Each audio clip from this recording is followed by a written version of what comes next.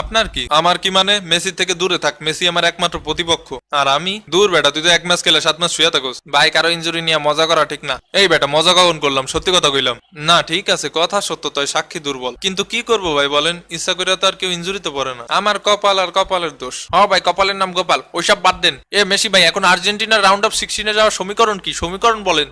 হিসাব ধরছে সোজা, পোল্যান্ডের লগে জিতলে ডিরেক্ট নেক্সট রাউন্ডে, আর হারলে ডিরেক্ট বাড়িতে। আর যদি ম্যাচ ড্র হয় তাহলে যাদের গোল বেশি থাকবে তারা যাবে।